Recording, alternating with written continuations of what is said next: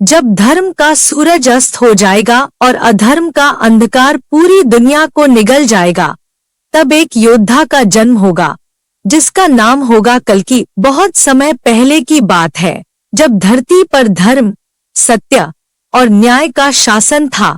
सतयुग के समय लोग ईमानदार, धार्मिक और सदाचारी थे। धरती पर देवता और मनुष्य मिलजुल कर रहते थे। सत्य का पालन किया जाता था और चारों दिशाओं में शांति और समृद्धि थी। लेकिन समय का पहिया घूमता रहा और युग बदलते गए।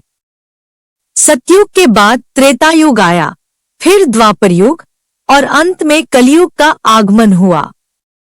कलयुग वह युग है जिसमें अधर्म, पाप और अनैतिकता ने धीरे धीरे संसार पर अपना प्रभाव जमा लिया। समय के साथ लोगों के मन में स्वार्थ, ईर्ष्या और क्रोध का घर बन गया। लोग सत्य और धर्म से दूर होते गए और झूठ, धोखा और अन्याय के रास्ते पर चलने लगे। राजा अत्याचारी हो गए और जनता पर अनगिनत अत्याचार करने लगे। यह वह युग था जब संसार में नैतिकता और सदाचार का पतन हो गया था। कलयुग के हजारों वर्षों के बाद जब स्थिति अत्यंत विकट हो गई, तब दुनिया भर में अधर्म, पाप और अनैतिकता का ऐसा अंधकार छा गया कि धरती पर धर्म और सत्य की कोई भी जगह नहीं बची।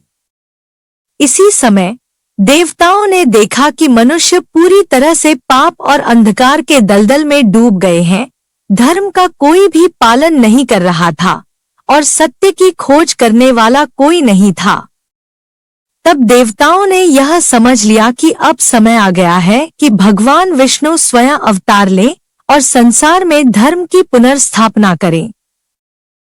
देवताओं की प्रार्थनाओं को सुनकर भगवान विष्णु ने यह निश्चय किया कि वे अपने 10वें अवतार के रूप में कल्कि के रूप में अवतरित होंगे।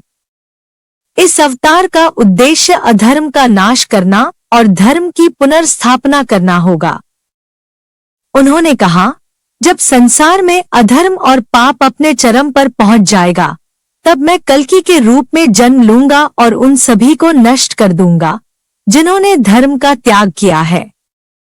एक पवित्र स्थान था जिसे शंभल ग्राम कहा जाता था। यह भारत के उत्तर प्रदेश राज्य में स्थित था। शंभल ग्राम अपनी पवित्रता, धार्मिकता और प्राकृतिक सौंदर्य के लिए प्रसिद्ध था। इस गांव के लोग धर्म का पालन करते थे और सत्य के मार्ग पर चलते थे। यह वह स्थान था जिसे भगवान विष्णु ने अपने अवतार के लिए चुना। जब कलयुग के लगभग 4,27,000 वर्ष बीत चुके होंगे, तब शंभल ग्राम में एक विशेष दिन आएगा। इस दिन आकाश में सूरज की किरणें और भी तेज होंगी, पक्षियों की चहचहाहट में एक अनोखी मिठास होगी और पेड़ों के पत्तों की सरसराहट में एक अद्भुत संगीत गूंजेगा। गांव के लोगों को कुछ अजीब सा महसूस होगा, लेकिन वे समझ नहीं पाएंगे कि क्या हो रहा है। इसी दिन शंभल ग्राम के एक प्रतिष्ठित ब्राह्मण परिवार में एक बालक का जन्म होगा। उस बालक के जन्म के साथ ही गांव में एक दिव्य प्रकाश फैल जाएगा। यह बालक कोई साधारण बच्चा नहीं होगा, बल्कि वह भगवान विष्णु का अवतार कल्कि होगा। जैसे जैसे वह बड़ा होगा, उसके शरीर से तेजस्वी आभा निकलने लगेगी।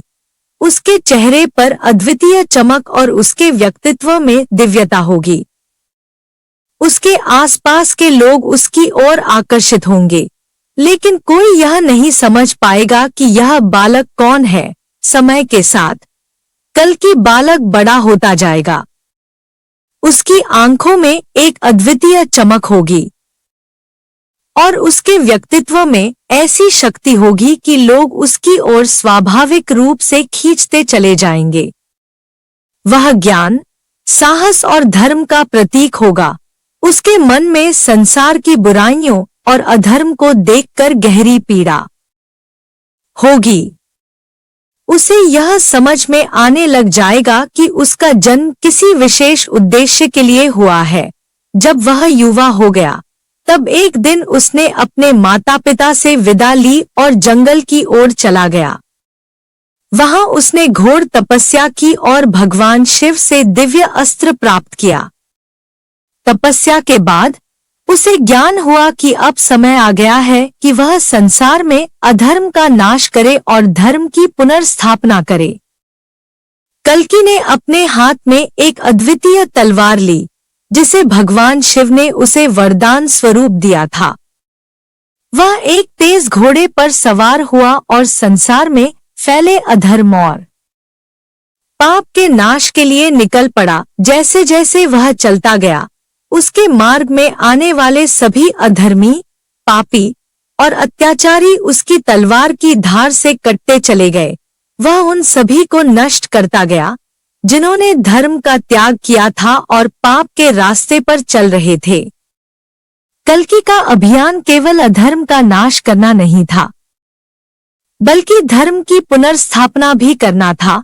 वह जहां जहां गया, वहां लोगों को धर्म का पाठ पढ़ाया।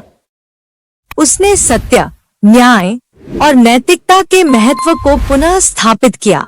उसने लोगों को यह समझाया कि धर्म और सत्य का पालन करना ही जीवन का वास्तविक उद्देश्य है।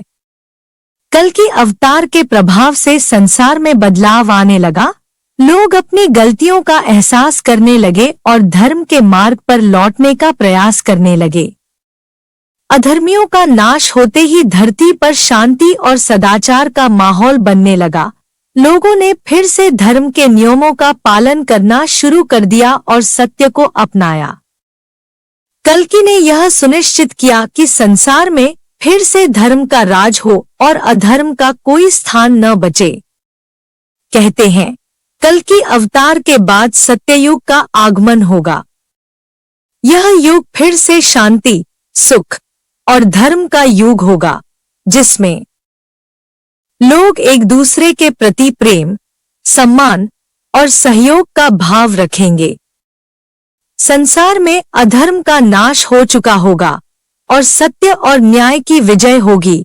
कल्कि अवतार की यह कथा हमें यह सिखाती है कि चाहे युग कोई भी हो, जब जब धरती पर अधर्म का अंधकार छाता है, तब तब भगवान किसी न किसी रूप में अवतरित होकर उस अंधकार का नाश करते हैं और धर्म की पुनर्स्थापना करते हैं।